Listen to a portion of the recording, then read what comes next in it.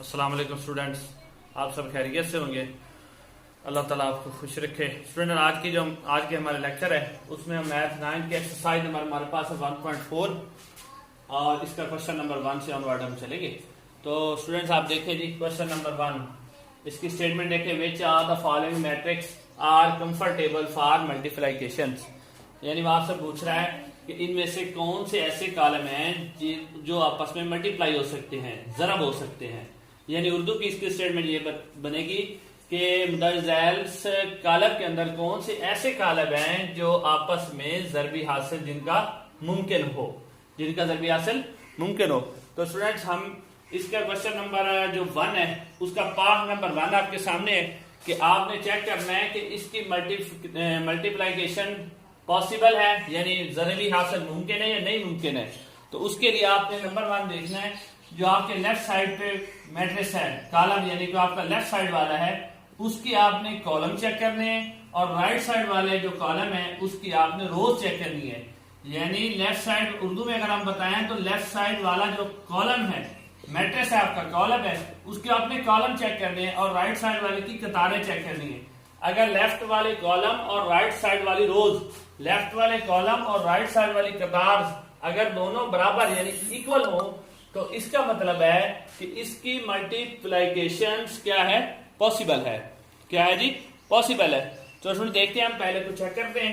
आप चेक करें इसमें कितने कॉलम है, 1 और 2। आपके कॉलम कितने, 1 और 2।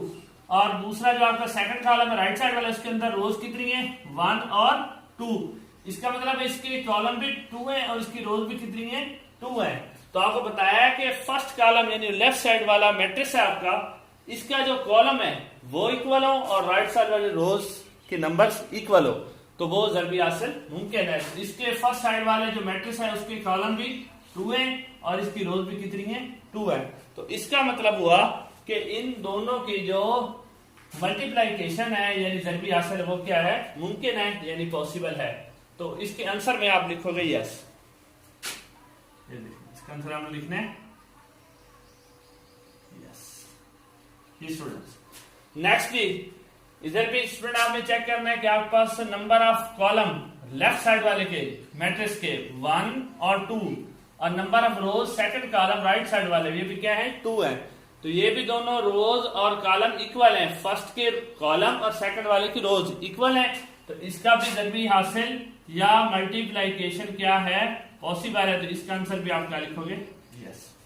स्टूडेंट्स, आप नंबर 3 आप चेक करें, इसके अंदर हमारे पास कॉलम है 1 और जो सेकंड वाला उसकी रोज कितनी है आपके पास, 1 और 2।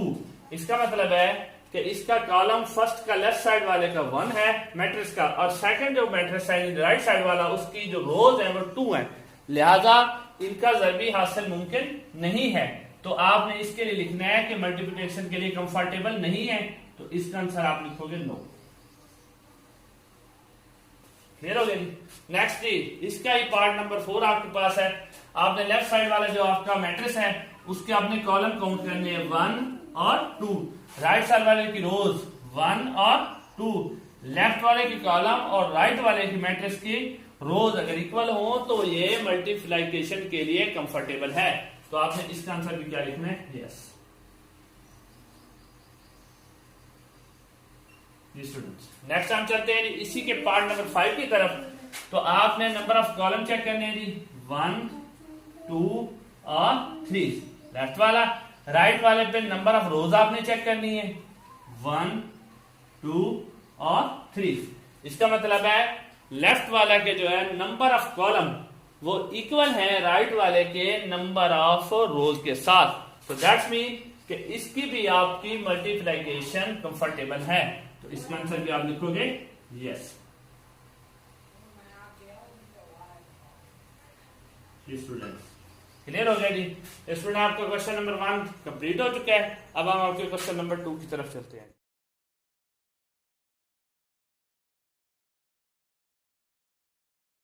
स्टूडेंट्स, अब क्वेश्चन नंबर 2 हमारा जी। क्वेश्चन नंबर 2 की सम्स आपके सामने है। स्टेटमेंट देखें जी, if A matrix and a B matrix, दोनों मैट्रिक्स उन्होंने आपको दे दी है मैट्रिक्स, और उन्होंने आपसे कहा है कि फाइंड आपने ए बी, यानी ए को बी में मल्टीप्लाई करना है और बी को ए में मल्टीप्लाई करना है।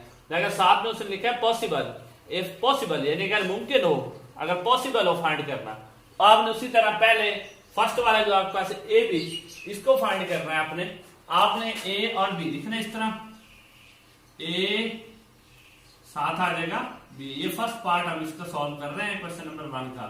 आपने ए की जगह ए की सम्स लिख दी, ए मैट्रिक्स, मैट्रिक्स आपके पास है 3 है, -1 है, 0 और 2। स्टूडेंट साथ में मल्टीप्लाई के साइन लगाना है और बी लिख देना है। बी आपके पास है 6 और 5। जी स्टूडेंट सबसे पहले आपने लास्ट वाला जो हमने रूल अपनाया था कि फर्स्ट जो मैट्रिक्स है हमारा लेफ्ट साइड वाला, उसके कॉलम और सेकंड मैट्रिक्स जो हमारा राइट साइड पे है उसकी रोज, यानी पहले कॉलम की कॉलम और दूसरे कॉलम की कतारें इक्वल हो तो फिर मल्टीप्लिकेशन मुमकिन है, पॉसिबल है, कंफर्टेबल है वो। तो आपने चेक करना है इसके कॉलम की नंबर कितनी तादाद है 1 और 2, और इसकी रोज भी कितनी है 1 और 2। इसका मतलब है इसका मल्टीप्लिकेशन पॉसिबल है, तो हम इसको मल्टीप्लाई करते हैं। अच्छा, मल्टीप्लाई करने का ये तरीका क्या होता है स्टूडेंट्स, मैट्रिक्स में तो जो फर्स्ट मैट्रिक्स है, जो उसकी फर्स्ट रो है, वो उधर से फर्स्ट कॉलम से मल्टीप्लाई होगी। इसका क्या मेथड है जी, फर्स्ट कॉलम यानी पहला जो कॉलम है आपका, पहला जो मैट्रिक्स है फर्स्ट मैट्रिक्स, उसकी रो आपके सेकंड जो कॉलम है मैट्रिक्स है उसके फर्स्ट वाले कॉलम से मल्टीप्लाई होगी। फर्स्ट रो का first member plus first row का सेकंड मेंबर और कॉलम के भी सेकंड मेंबर। जी करते हैं मल्टीप्लाई। 3 मल्टीप्लाई होगा 6 से, आप लिखोगे 3 मल्टीप्लाई 6, बीच में सेंटर में प्लस का साइन, 0 मल्टीप्लाई 5। स्टूडेंट्स उसी तरह हमने अब सेकंड रो पे जाना है, कॉलम वही उसी के साथ मल्टीप्लाई करना है, -1 मल्टीप्लाई 6, बीच में प्लस आ गया, 2 मल्टीप्लाई 5। स्टूडेंट्स ये भी आपने साथ में कैरी ऑन रखना है जैसे आप लिखते आ रहे हो। 3 6 आर 18 और 5 0 0, 6 1 is 6, माइनस आएगा क्योंकि 1 के साथ माइनस का साइन है, 2 5 आर 10। जी स्टूडेंट्स ए बी इक्वल, जी स्टूडेंट देखिए 18 में 0 प्लस करेंगे आपके पास 18 ही रहेगा, और 10 में से 6 माइनस हो जाएगा, आपके पास आ जाएगा 4। ये आपने ए बी को फाइंड कर लिया जी स्टूडेंट्स। अब हमने बी ए को फाइंड करना है, यहाँ जिसका पार्ट नंबर 2 है जी आपके पास बी ए। जी स्टूडेंट्स बी है तो सबसे पहले बी मैट्रिक्स आपके पास है 6 और 5, बीच में सेंटर में मल्टीप्लाई का साइन लगाना है। उसके बाद ए मैट्रिक्स आपके पास है 3 -1 0 और 2। जी स्टूडेंट वही हमने सबसे पहले इसका रूल अप्लाई करना है। हमारे पास रूल है कि आपका जो फर्स्ट मैट्रिक्स है उसकी नंबर ऑफ कॉलम और सेकंड मैट्रिक्स का नंबर ऑफ रोज इक्वल हो। इसमें आपने देखना है कॉलम 1 है, इसकी नंबर ऑफ रोज कितनी है 2। इसका मतलब है कि फर्स्ट कॉलम की या फर्स्ट मैट्रिक्स की जो नंबर ऑफ कॉलम है वो सेकंड मैट्रिक्स यानी राइट साइड वाला जो मैट्रिक्स है वो नंबर ऑफ रोज के साथ इक्वल नहीं है। तो आपको ये रूल मैं पहले बता चुका हूं कि अगर ये इक्वल नहीं होंगी तो आपने लिखना है कि इट इज नॉट पॉसिबल। आपने लिखना है it is not possible because the number of the rows, the number of the column, इस तरह लिखना, because ये number of NO, number of column C and column C, the number of column of first is not equal to number of row of second matrix. Clear students? It is not possible. ये possible नहीं है because the number of the column of the first and the number of the rows of the second matrix is not equal. Student clear हो गया जी। अब हम इसी exercise के question number 3 की तरफ चलते हैं।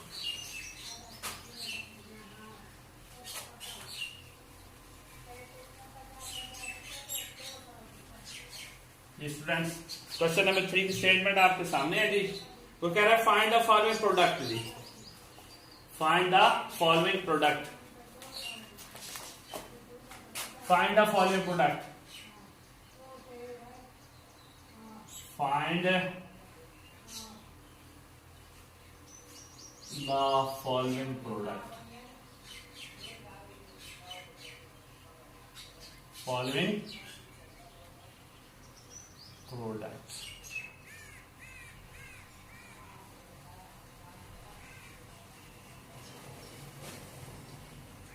जी students, find the following product. इसका क्वेश्चन नंबर आपके पास है ये 3। इसका हम पार्ट नंबर 1 अब स्टार्ट करते हैं। पार्ट नंबर 1 की सम्स आपके पास है 1, 2 और साथ में है जी आपके पास 4, 0। इनको आपने करना है मल्टीप्लाई। प्रोडक्ट किसको कहते हैं? मल्टीप्लाई करने को। वही पीछे वाला रूल है, आपने इसे अप्लाई करना है कि इसके नंबर ऑफ कॉलम कितने हैं 2 और नंबर ऑफ रोज सेकंड कितने हैं 2। इसका मतलब दोनों इक्वल हैं, तो इसका मल्टीप्लाई आपको पॉसिबल है, तो आप इसको मल्टीप्लाई कर लोगे। 1 multiply 4 plus 2 multiply 0।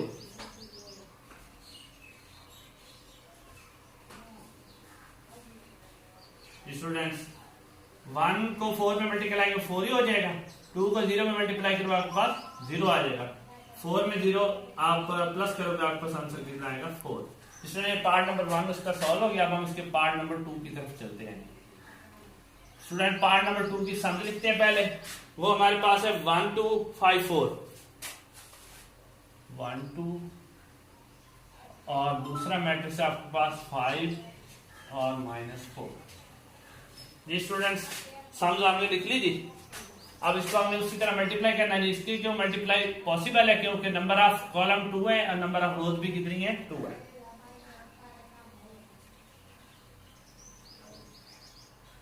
1 multiply 5, first member first से और सेकंड मेंबर सेकंड से, प्लस 2 मल्टीप्लाई 4 -4। 1 को 5 से मल्टीप्लाई करेंगे 5 ही आ जाएगा। 2 को 4 से मल्टीप्लाई करेंगे हमारे पास 8 आ जाएगा। नेक्स्ट देखें जी, 8 में से 5 माइनस होगा, आपके पास -3 आ जाएगा। ये आपका आंसर है। अब हम इसके पार्ट नंबर 3 की तरफ चलते हैं।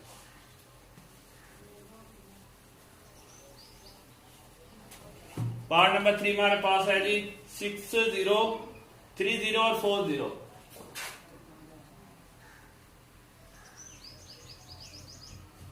3 0 और मल्टीप्लाई है जी आपके पास 4 0 4 0। ये आपका पार्ट नंबर है इसका 3। दूसरे 3 के साथ माइनस करें मल्टीप्लाई, -3 मल्टीप्लाई 4 और 0 मल्टीप्लाई 0। स्टूडेंट देखें जी, 3 को 4 से आप मल्टीप्लाई करोगे आपको -12 हो जाएगा और 0 में मल्टीप्लाई होगा आपके पास 0 आ जाएगा और इसका मतलब आंसर आ जाएगा -12। स्टूडेंट, अब इसी के हम पार्ट नंबर 4 की तरफ चलते हैं जी। तो देखिए जी, पार्ट नंबर 4 इसका क्वेश्चन नंबर 3 और पार्ट नंबर 4। पार्ट नंबर 4 है जी, इसकी सम्स आपके सामने आ रही है। सम्स लिखे जी 6 0 6 -0 और साथ है जिसके 4 0। तीसरा इसको हम मल्टीप्लाई करेंगे, आपके पास आ जाएगा 6 मल्टीप्लाई 4, बीच में प्लस का साइन आएगा और 0 -0 और 0।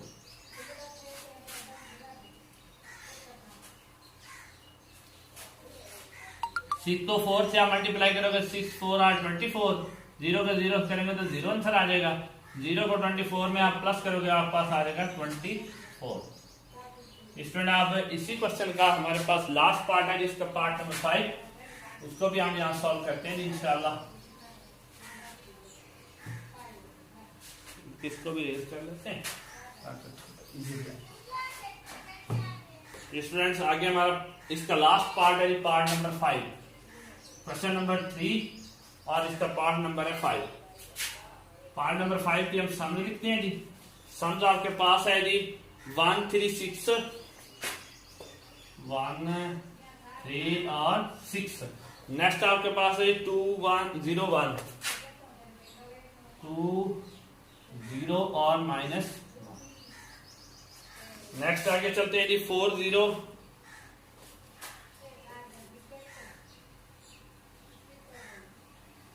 और है जी 5 -4।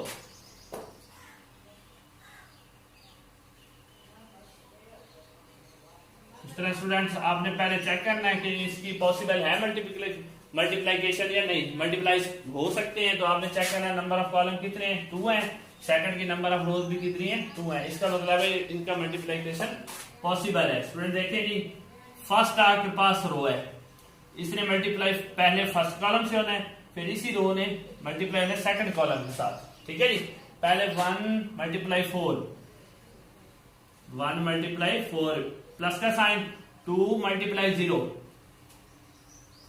आगे चला जाना है 1 मल्टीप्लाई 5 बीच में प्लस का साइन 2 मल्टीप्लाई -4।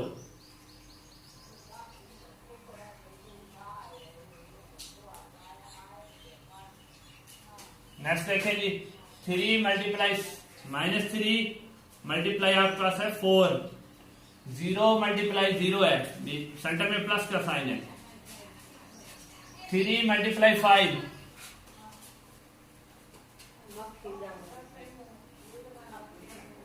नेक्स्ट आपके पास है 0 मल्टीप्लाई 4।